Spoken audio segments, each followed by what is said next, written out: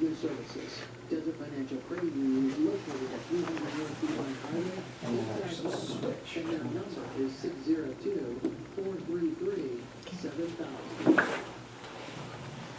602-433-7000. And a big thank you to Desert Financial Credit Union for sponsoring our KRIM Community Spotlight program. Good morning, Rin Country. Chris Higgins in the studio today. And it is Wednesday, so happy hump day to everyone out there. Hope you're enjoying the cloudy weather and the rain yesterday. It was beautiful. Might get some more rain today, just have to wait and see. Well, today on our Community Spotlight program, we're going to be talking about an event, a reenactment that is taking place this Sunday and in the Payson High School Auditorium, and that is a 1776 reenactment. And here to tell us more about the event is Carol Bland with the Daughters of the American Revolution. Good morning, Carol. Good morning. And I should say the Muggian chapter of National Society Daughters of the American Revolution. There you go. I missed the top part. So there's just a lot of us. There's a lot of words there. Yeah, how many years now have you been putting on the reenactment? 4. This will be the fourth year. Mm-hmm. Wow. And tell everyone that's listening and watching, if you'd like to watch on our KRIM FM Facebook page or YouTube channel, you can do that as well. Tell people a little bit about the reenactment. Well, the reenactment actually started, as I say, 4 years ago, because we wanted to have children especially understand how the country really was founded. Mm-hmm. There just seemed to be not a lot of education about it, and we wanted to do something to improve that. So we went into the middle school and spent all day, one day, just in the same classroom, but different children coming through, and did a reenactment of the signing of the Declaration. And the thrust of it was to talk about the men who signed.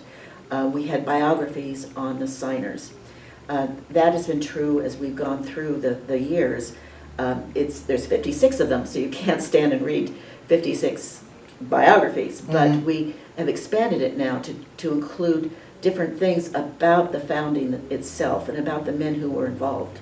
Interesting. So, again, one of the main focus was on children. Yes. And teaching young, people, children about our founding fathers. Correct. Yes. And just the history, their actions, the signing of the Declaration, just all about the founding of our country. That's true.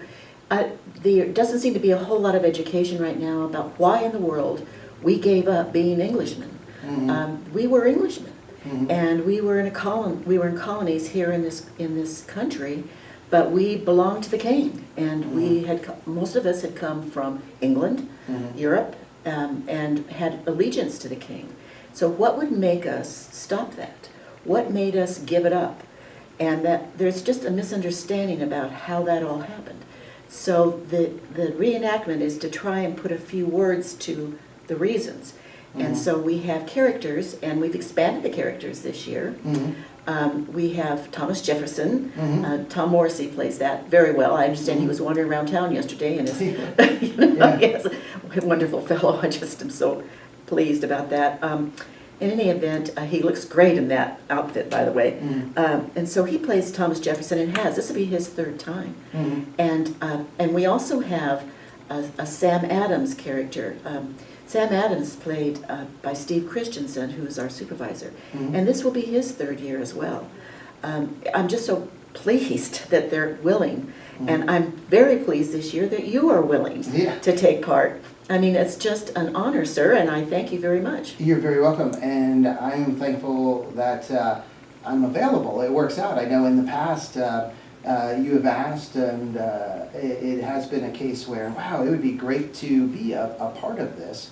But goodness, with things going on, other commitments, was not possible. So this year, I'm very excited. I know growing up in Pennsylvania, mm-hmm. That was less than a mile from the Delaware River. So, and just north of Washington's Crossing. So, our history, colonial history, and history surrounding our revolution was very prevalent and prominent, back east. With Valley Forge, we did, yearly field trips to Valley Forge, the town that I was not from, but next to, because back there you have all these little towns and burgs and villages that are, next to each other. But Durham was the town we were next to, and they still had the furnaces in Durham where they made cannonballs. Oh my goodness. And they made cannonballs for the Revolutionary War, and the cannonballs were transported to the canal that was next to the river, and there was a tow path where the cannonballs were transported on barges, pulled by mules on the tow path, and then there were some locks also, and they would take them to the forces, along the river there. Well, cannon fire was big in the Revolution. I mean, the cannon fire was, in fact, I'm really excited this year because for the first time, we're going to have some sound effects, and some of the sound effects, in fact, are cannonballs. Nice, So wow. we're really excited. We've really improved things, the costuming, and some of the scenery and the sound effects.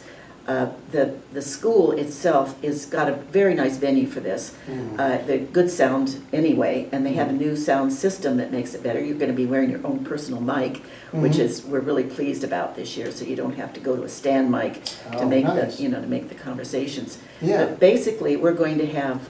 So you're going to be Patrick Henry, and give me liberty or give me death, Patrick Henry. Yes. And say that loudly, sir. Well, I don't think you would not be doing that justice at any justice if it wasn't, exclaimed loudly. I mean, that statement. And like you said, to try and convey to young people, but just, people, the extreme.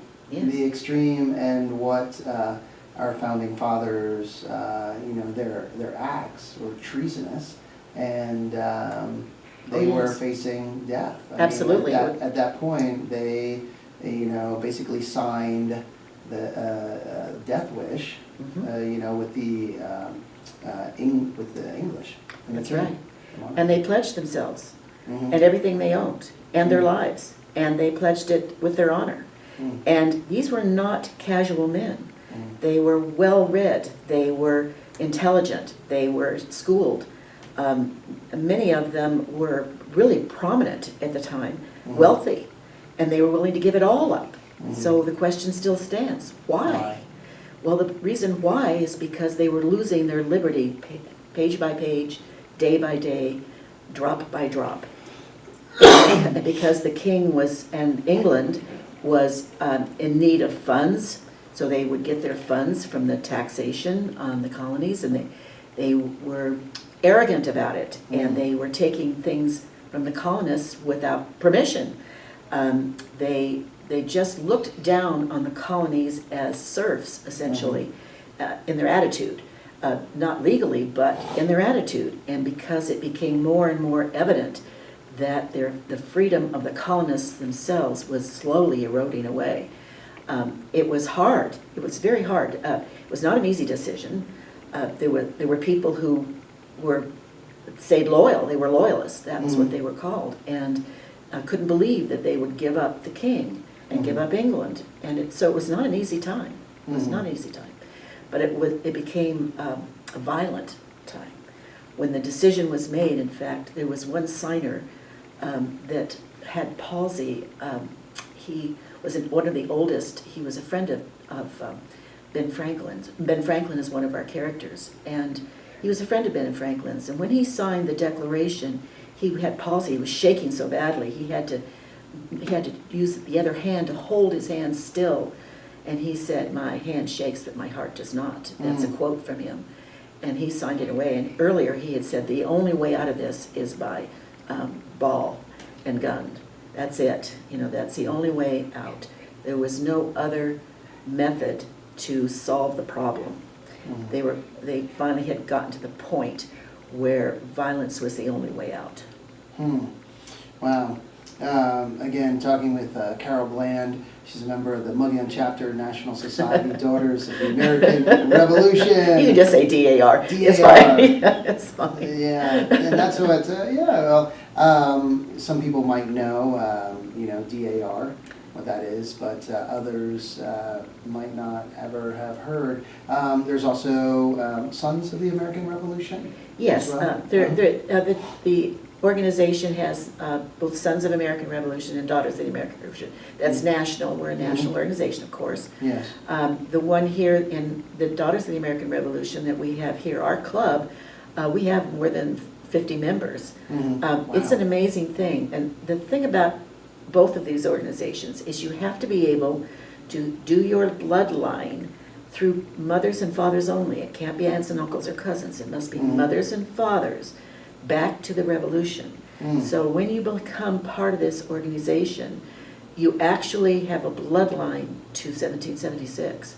It's quite an honor. I mean, it really is. It's giving me a chill right now to even say it. And there are a lot of people listening who might actually have the same bloodline and don't know what to do about it. One of the things that's happening on Sunday is the Daughters of the American Revolution are going to have a table.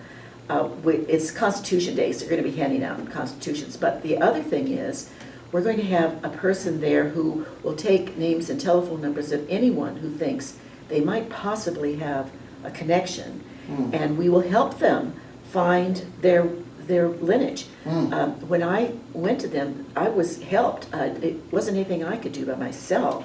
They did it for me, and it's a lot of searching. But we have fabulous people in the club who know how to do that, and it was done for me.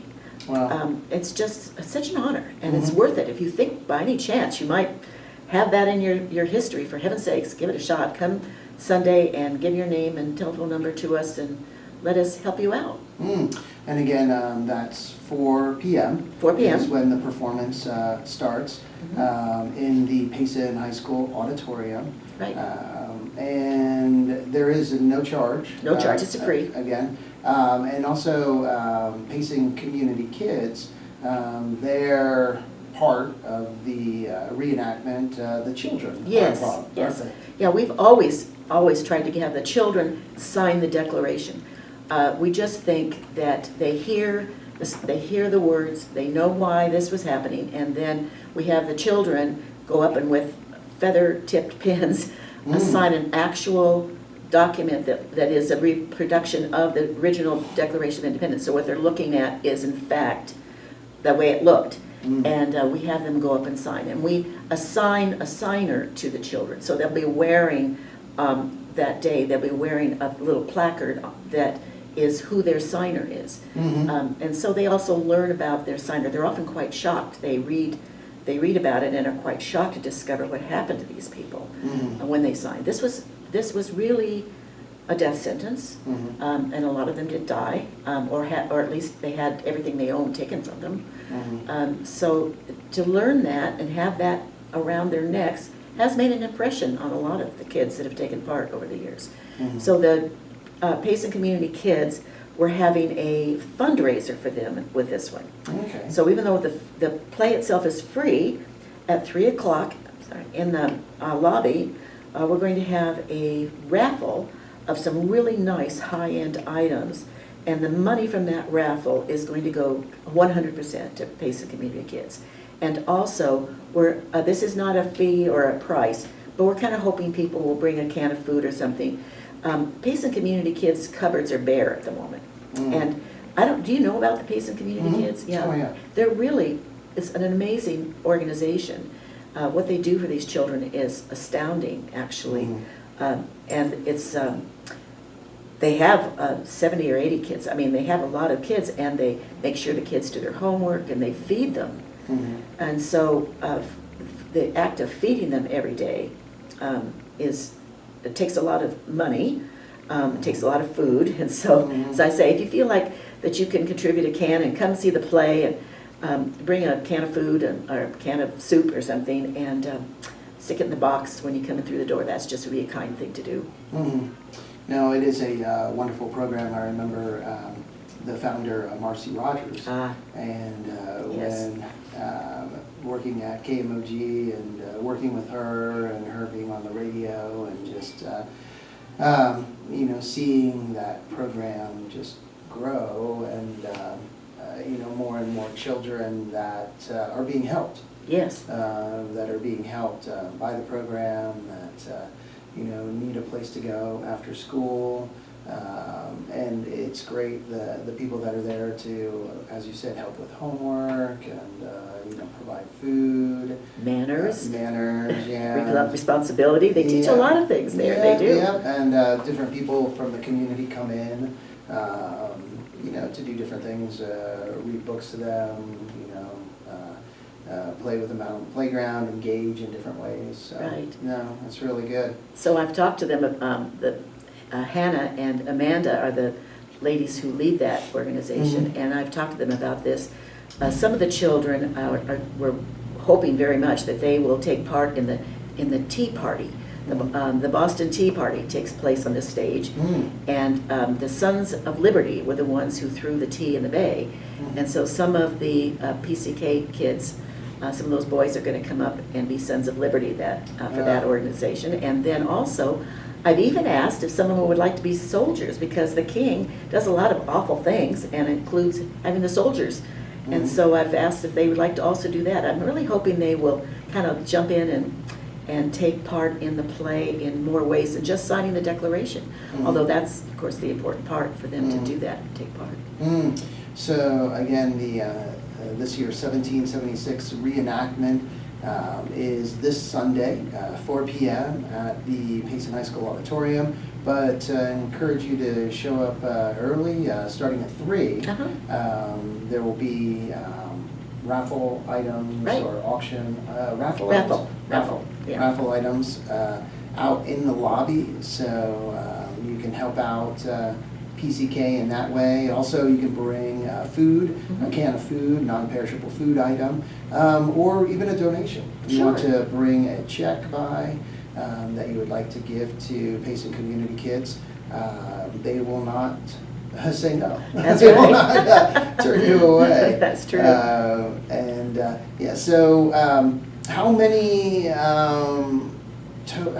participants are there, that not including the kids, but in the reenactment?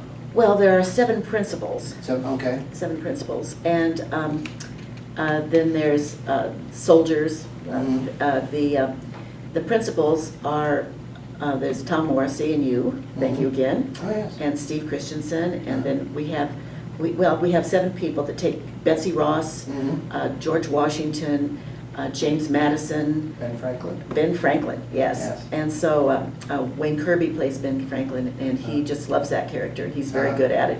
And this will be his 2nd year doing that. Nice. Yeah, and because he was so good at it, we expanded that role, as a matter of fact. And one of the things about this, on a personal level, is I was really amazingly ignorant when all this started about the whole situation we had at that time in our country. And it's been a learning experience for me that I will always cherish, because I didn't even know there were 56 signers when I started this whole thing. It's a learning experience for, I don't care who comes in on Sunday, you will learn something you didn't know before, because there's just a lot of things that we put in there that a lot of people don't know about. For instance, part of Ben Franklin is he actually wrote a little ditty about the king, which is not real popular. Flattering? It wasn't real flattering, no. No. You know, and one of the things, as a matter of fact, that you say is you're liable to get hung, Ben, for singing that, you know. And it's true. It's true. They were playing a dangerous game, and it wasn't a game at all, of course. I mean, they had put themselves into a situation that was life and death. If they didn't succeed, they would all die. They would all be hung. It's hard to explain to people adequately how much danger they were in when they signed that document. We attempt to let people know some of that. There'll be biographies read only 5 of them, but there are biographies that are read about some of these men, some of the things that happened. That one of the youngest signers became so ill from lack of food and medical equipment. I mean, there was no way to take care of yourself. When they became hunted people, there was no way to even get good medicine or good food or anything. They went into hiding. A lot of them went into caves to hide. I mean, it was terrible times for them. And this very young man became quite ill. And his, as I say, he was one of the youngest signers, 26, I think he was. And he was told by a doctor, if you don't get into some warm climate, you're going to die. Well, he got married and took his wife and got on a ship to go to the West Indies. The ship sank and they both drowned. I mean, there are stories about these real people not stories, biographies about these real people that break your heart. I mean, they had things happen to them that are tragic, and yet not one of them ever changed their mind. And some of them had real reason to, but they didn't. They pledged their honor and they kept their honor. Wow. Yeah, I think it is very hard for many of us to grasp